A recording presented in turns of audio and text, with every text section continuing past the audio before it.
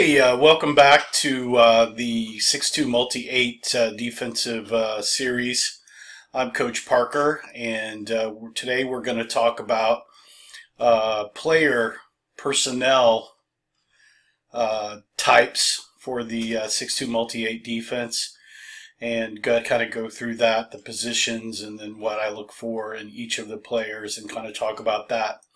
So once again, position names. I've got a wide and a short side for position names, as you can see up here in this top chart. Carl, Will, Dan, Gunner, Rover, and Fred. Those are all the wide side players. Short side players, you got Bob, Sam, Tank, Knob, and Mike. I've nicknamed all these players so I can easily get those guys into the game and call them out if I need to from the sideline and not use names and that sort of thing. And the kids kind of like it, and it helps me understand where everybody's at. So as you can see down here in the 6-2 wide tackle, you can see you've got the nose guards here, the two tackles, Dan and Tank, Will and Sam, Rover and Mike, Carl and Bob, and Fred there. And what I look for in players when I recruit players, I like players with quick feet, quick hands, and I know this is really simple, but I look for fullback kind of players, maybe because I'm biased that I played fullback a lot in high school, but in linebacker. But I really like to get fullback type players in general. So when I recruit, but now we're going to get into specifics, kind of what I look for when you get a team together. And let's just go ahead and start off with the nose guard, or one of the A-gap guys, and I call him the Knob for N there for nose, and then the other guy's Gunner for guard. So you got nose guard for NG. The nose guard, he's got to be pretty much a big, heavy, stocky player. He's really got to have a mean gene. He wants to penetrate the line, tear people up there in the middle, not let anything come up through the middle. Must have some quick feet, good hands. He's got to be able to penetrate, or at least two gap, and hold that with double teams and triple teams by the two guards and center.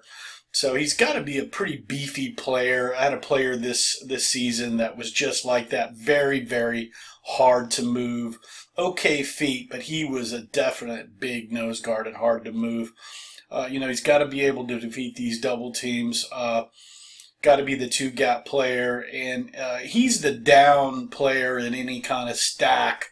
When we do a golf tee stack, which is a stack over the center with the gunner and the nose guard, or if we go into that 3-3 kind of stack, he's the down player, because he's usually a patch player that's got a weight limit on him here in the rec league. So that's what I look for in the nose guard, and he's one of the A-gappers, or a zero technique in a traditional kind of 5-3 defense over the nose. Really like him to be the beefier of the two between the gunner and the nose. The gunner here, he's kind of a hybrid player. I actually like to find kind of a strong safety type, outside linebacker type, very quick, kind of a scrappy player. I've had a couple of these guys that just know how to use their quickness to penetrate gaps. They've got to have. I like him to have a good nose for the football.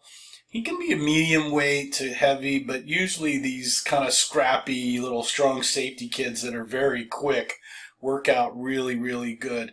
The gunner is usually a stacker in the 3-3 or the golf tee kind of stack there in the middle. And the thing with the gunner, it's kind of a hybrid kind of here, is he could move back in when I start moving into these air defenses. For passing, he could move into an inside linebacker, or even in some situations, I have the gunner move to a kind of a stacker or an extra player to one side of the ball and move the nose head up on the center there. So the gunner kind of plays this hybrid type of player. Now with these two, that being said, with the Knob and the gunner, the two nose guard A-gapper guys, a lot of times I have to play minimum play players in either one or both of these spots, and we do that until we can rotate some of the starters in there. But if you've got your minimum play players there, then we look for heavier kind of players that can basically bear crawl, Zulu crawl into those A gaps and cause havoc in there. Going on to Dan and Tank, which are my defensive tackles, DT, we like them to be pretty big and tall with quick feet, almost could play defensive ends, outside linebackers, but they're the bigger kind of D tackles. They must be able to penetrate. I like these guys to have quick feet. They can't be slow. If you've got slow, big D tackles, they're really your nose guard kind of guy. I want them to be able to bull rush the tackle or the tight end, definitely jam a tight end if I need them to do that. They've got to beat a double team and a lead blocker. Sometimes they will play a force contain guy, especially if we go into a passing situation, so they could actually have to play contain, or if you're doing a cross kind of blitz between the outside linebacker, defensive end, and the D tackle there. So they've got to be able to do that, or I'd like them to be able to do that. But I like these guys to be pretty heavy and tall guys, and these are usually two of my bigger players, my offensive tackles. And we really recruit offensive tackles with quick feet and quick hands. And so the thing about, if you can get two defensive tackles here, Dan and Tank, that are really good, and then combine that with Will and Sam that are also good, this defense is really pretty stout. So that's Dan and Tank. And now we come to Sam and Will, which are the two DNs or outside linebackers. They're my force contain guys. You can see them here, Will and Sam. Will being the faster of the two because he's on the wide side. Look, these two guys are the most important players on the defense, or my defensive ends, outside linebackers. They are my force contain guys. In youth football, the sweep and reverses are kind of counters or big plays. And these two guys have to be disciplined, obedient, smart, and very responsible players. We want them to be very quick. They've got to be able to defeat a lead blocker. They understand that crashing, comes to this obedience part, and smart, that's just not going to work. They've got to have a nose for the football. They've got to be able to anticipate pretty good high football IQ. They've got to be, I like these guys to probably be my best two tacklers, or if not the top four tacklers. I like these guys to be tall and lanky. We've used those type of players over the last several years, and that works really good. Long arms where they can swat the balls. But if these two guys, if you can nail these two guys, Sam and Will, your outside linebacker DN types, this defense really starts playing well. Moving on to the inside linebackers, Mike and Rover. These are, another two of your best four tacklers on the team between Sam and Will. Really, these linebacker types have to have the football mean gene. They've got to have a nose for football. They've got to be football smart. These guys want to hit every play. We like these guys very quick to medium fast. Weight can be, medium to heavy. Don't like small ones here because they've got to take on a lead blocker.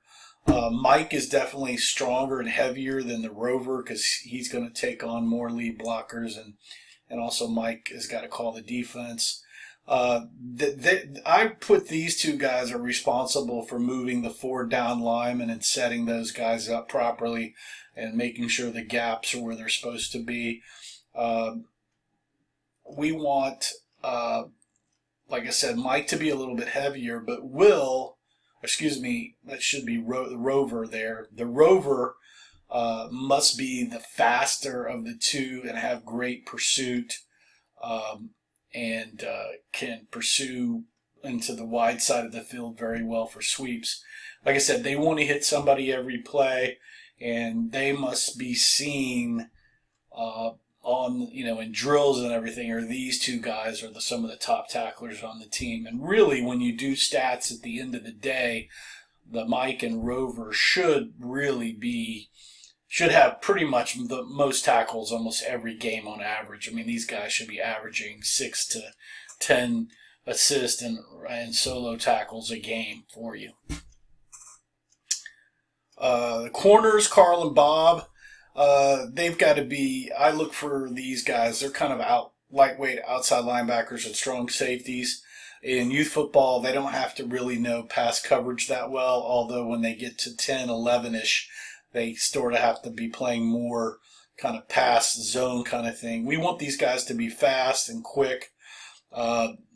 If you get some smart ones, we like to start teaching them to read a pass, run, read kind of zone there at the cornerback instead of just playing run.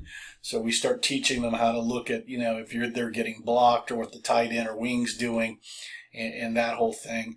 They must be able to play man coverage. We have drills that we go over that. They also need to help with contain and also attacking the C gap. These two guys, I like them to be, top 6 to 8 tacklers on the team. They need to be good open field tacklers, especially Carl, who's on the wide side, and Wade is light to medium. Bob doesn't have to be as fast as Carl. He just has to be really smart and knows to stay home and not over pursue. Fred, coming to the last guy who I've named for my free safety. You can put a lightweight outside linebacker there, pretty fast. In the past we use a quarterback quite a bit in this position because, one, they're not getting beat up very much and they're football smart and they've got a good nose for the football, and this guy's pretty much playing pass the whole day. So quarterbacks are in that mentality anyway, and usually they're the smartest kids on your team and they're responsible, so that kind of works out. He's got to be able to play man coverage zone, playing center field back there. He's got to be pretty fast and quick. He's got to be able to read the formation and pass patterns. And usually they're, weight is small to medium. But we really like to have a pretty smart player playing at Fred. I know a lot of folks put one of their best players at Fred, so he makes saving tackles and covers that. But sometimes, I get away by hiding a minimum play player at Fred, especially if I move into a 6'3" out of this 6'2" and have this Fred kind of as a monster and put him over nose. You can put a minimum play player there for a couple of plays and hide somebody there.